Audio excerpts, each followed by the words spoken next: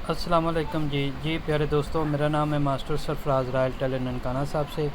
मेरे चैनल का नाम है रॉयल टेलर 574। आप मेरे चैनल पर हर तरह के कटिंग सीख सकते हैं। Waistcoat, coat pant, ladies gents trouser, ladies cutting. ये देखें, आज हमने ये मार्किंग की है।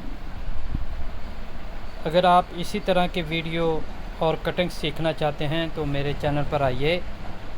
ये देखें, इसका गला है 18 गर्दन का नाप।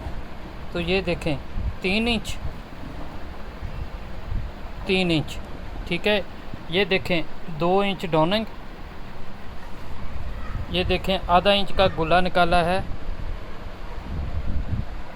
ये देखें आधा इंच का गुल्ला निकाला है। ये मेरा वही तरीका कि 2 इंच डॉनिंग, उसके बाद 1.5 इंच ऊपर रख के,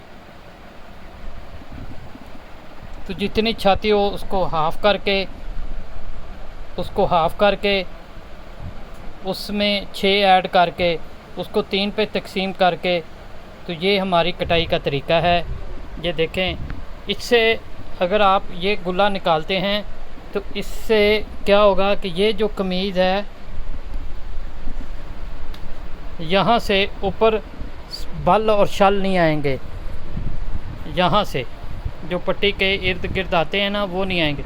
और यहाँ पर गर्दन के इर्द गिर्द बल और शल नहीं आएंगे।